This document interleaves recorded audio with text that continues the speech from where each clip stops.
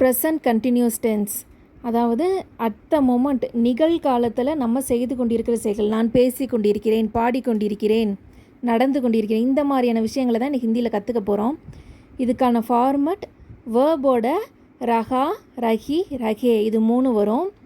So ஒரு sentence ஆரம்பிக்கிறப்ப அது மைமில் ஆரம்பித்தா ஹூனில் முடியணும், வஹில் ஆரம்பித்தா ஹையில் முடியணும், வே, ஆப், ஹம் இது 3லையும் ஆரம்பித்தா ஹைங்னு முடியணும். மரியாதையை டினோட் பண்ணுற மாதிரியான அர்த்தம் அது.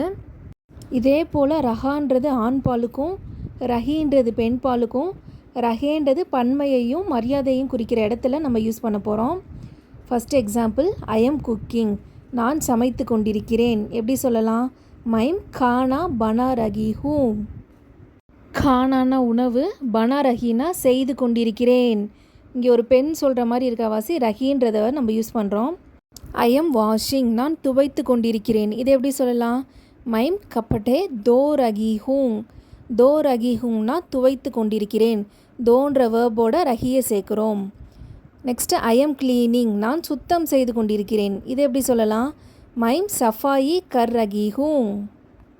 சஃபாயினா சுத்தம், கர் ரகி ஹூங்னா செய்து கொண்டிருக்கிறேன். இதே ஒரு பையன் சொல்கிற மாதிரி இருந்தால் கர் ரகா ஹூங் அப்படின்னு சொல்லலாம்.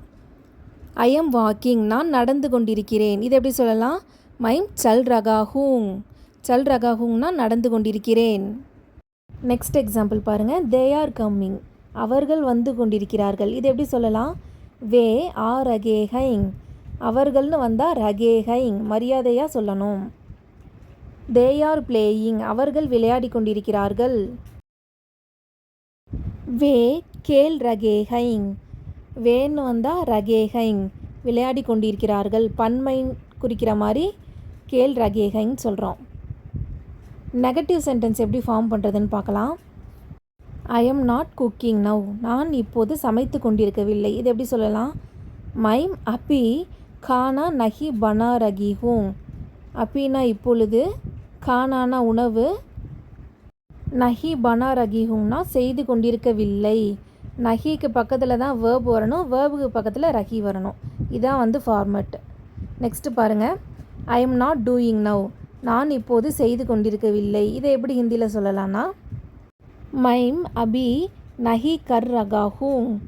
நஹி கர் ரகா ஹூங்னா செய்து கொண்டிருக்கவில்லை. நெக்ஸ்ட்டு காமன் எக்ஸாம்பிள்ஸ் பார்க்கலாம். சிங்கிங் அப்படின்றதுக்கு கா ரகா ஹூங் அப்படி சொல்லலாம். வாட்சிங்க்கு தேக் ரகா ஹூங் பார்த்து கொண்டிருக்கிறேன். டாக்கிங் பாத் கர் ரகா ஹூங் பேசி கொண்டிருக்கிறேன். லிசனிங் சுன் ரகா ஹூங் கேட்டு கொண்டிருக்கிறேன். மை சப்ஜியாங் காட் ரகா ஹூங் அப்படின்னா என்ன? நான் காய்கறிகள் வெட்டி கொண்டிருக்கிறேன். காட் ரகா ஹூங்னா வெட்டி கொண்டிருக்கிறேன், சப்ஜியாங்னா காய்கறிகள். நெக்ஸ்ட்டு, அங்கே விளையாடி கொண்டிருப்பது யார்? இதை எப்படி கேட்கலாம்? வஹாங் கவுண்ட் கேல் ரகாஹை அப்படின்னு கேட்கலாம். கேல் ரகாஹைனா விளையாடி கொண்டிருப்பது. ப்ரெசன்ட் கண்டினியூஸ்லேயே கொஸ்டின் சென்டென்ஸ் ஃபார்ம் பண்ணுறது கற்றுக்கலாம். ஆர் யூ ஸ்டடியிங் நவ், நீ படிச்சுக்கிட்டு இருக்கியா? இதை எப்படி கேட்கலாம்? கியா ஆப் அபி பட் ரகேஹைங். கியான்ற கொஸ்டின் வேர்டை முன்னாடி சேர்க்கணும். இவ்வளோதான் டிஃப்ரென்ஸ். ஸோ ப்ரெசன்ட் கண்டினியூஸ் டென்ஸில் ஒரு சென்டென்ஸ் எப்படி ஃபார்ம் பண்ணணுன்றதை கற்றுருப்பீங்க.